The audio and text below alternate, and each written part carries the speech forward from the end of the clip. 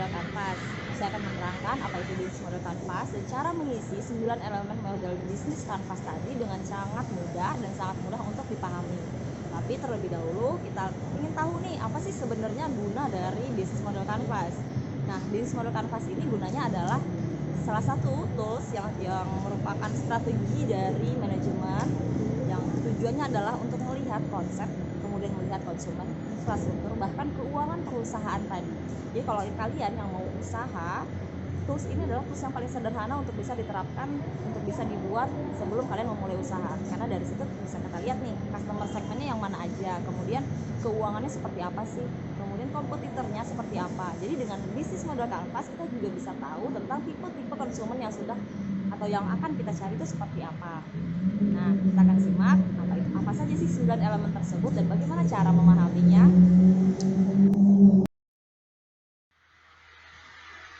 Ini adalah kolom yang dikenal dengan 9 elemen pada bisnis model kanvas. Yang pertama yaitu value proposition.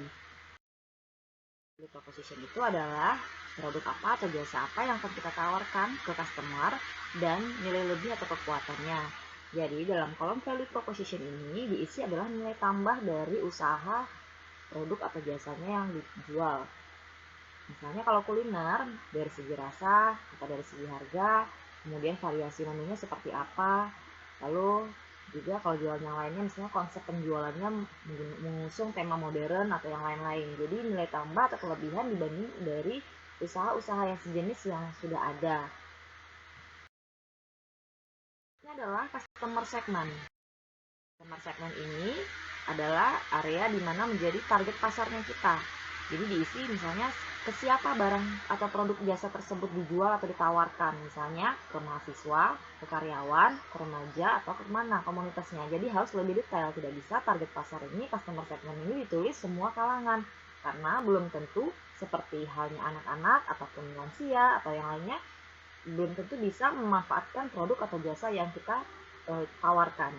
Jadi harus lebih spesifik lagi siapa target pasarnya ini gitu.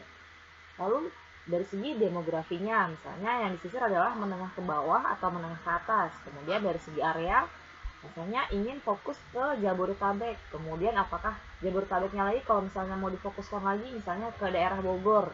Nah ini jadi demografinya harus juga jelas. Lalu kolom yang ketiga yaitu yang diisi adalah channel. Merupakan sarana untuk menyampaikan manfaat atau produk kepada customer kita, misalnya melalui konten atau tagline. Jadi dalam channel ini isinya adalah promosi atau distribusinya yang dilakukan itu seperti apa. Misalnya tagline-nya itu di bawahnya brand itu nanti ditulis tagline-nya apa. Jadi yang mudah, kalimat kata-kata yang kira-kira mudah diingat dan oleh customer kita untuk dilafalkan. Kemudian konsepnya seperti apa penjualannya, apakah melalui offline seperti door to door atau melalui online. Lalu media yang digunakan seperti apa, misalnya menggunakan media sosial seperti Facebook atau Instagram saja atau ada media lainnya. Kemudian kalau menggunakan marketplace, tulislah marketplace-nya. Lalu distribusinya seperti apa, misalnya melalui tempat yang strategis atau delivery order kah atau melalui cabang-cabang. Jadi pada kolom channel yang diisi adalah promosinya seperti apa atau distribusinya nanti produk tersebut bagaimana. Di kolom yang berikutnya adalah customer relationship. Customer relationship artinya bagaimana kita membangun hubungan dengan pelanggan. Jadi misalnya pelanggan tersebut udah pernah membeli produk kita sekali.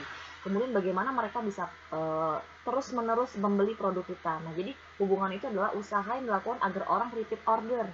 Misalnya memberikan kartu member atau memberikan voucher diskon dengan misalnya cara memfollow sosial media yang disediakan.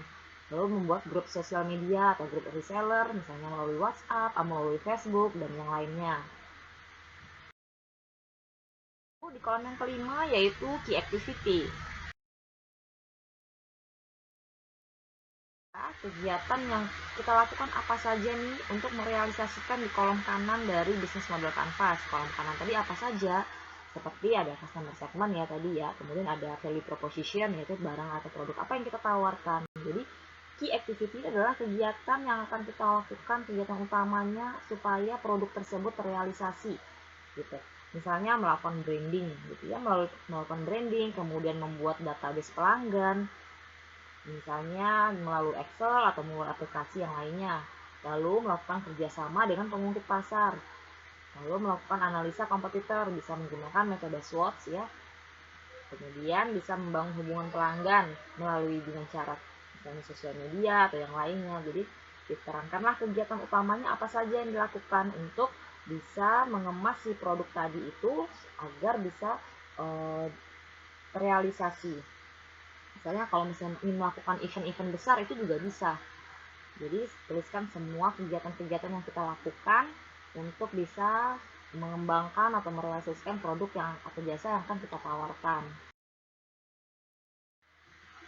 Di kolom ke-6 isinya adalah ciri sumber daya yang kita miliki. Misalnya mulai dari modal ya. Kalau misalnya sumber dayanya punya modal, tulis modalnya seperti apa, misalnya berapa gitu ya.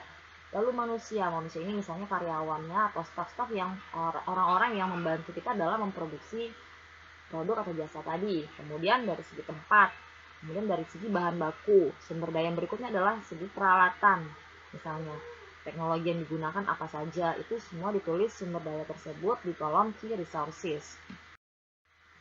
Kolom yang ketujuh adalah key partner.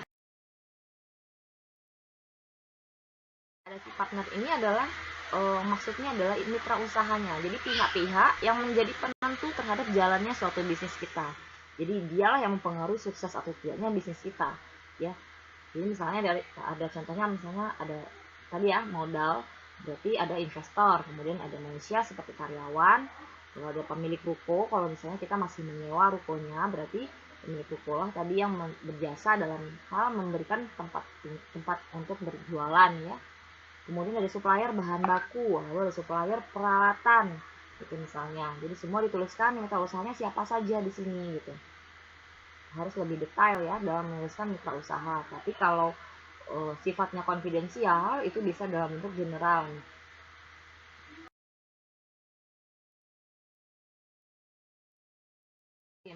Revenue stream ini mencakup langkah-langkah yang harus dikuasai oleh seorang pembisnis dalam memanfaatkan biaya-biaya iklan langganan dan segala macamnya.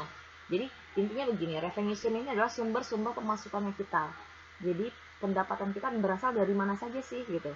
Jadi misalnya penjualan di gerai atau cabang, misalnya kalau punya ya, kalau melalui delivery order, lalu melalui catering, bisa juga melalui pesanan-pesanan dari instansi atau kantor.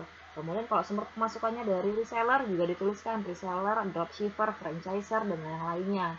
Jadi tulislah sumber-sumber pendapatan kita sehingga di revenue stream ini kelihatan kita dapat pemasukannya dari mana saja. Kalau misalnya di sini cuma baru ada 4, berarti untuk yang berikutnya kita akan termotivasi lagi nih untuk menambah sumber pemasukannya lewat mana lagi gitu. Yang kolom yang terakhir yaitu cost structure ini adalah ditulis semua sumber-sumber pengeluaran yang digunakan untuk usaha tersebut. Jadi kalau misalnya tadi ada investor, berarti ada bagi hasil ya. Ada pengeluaran yang dilakukan bagi hasil, kemudian ada gaji karyawan, kemudian sewa tempat, kemudian membeli bahan baku, membeli peralatan, kemudian biaya yang digunakan untuk produksi, pemasaran, promo, sewa ruko, dan lain-lain. Jadi sumber pengeluaran sepeser pun itu ditulis dalam cost structure. Nah, itu tadi tentang bisnis model kanvas. Semoga mudah dipahami dan kalian semua bisa mengisinya dengan mudah.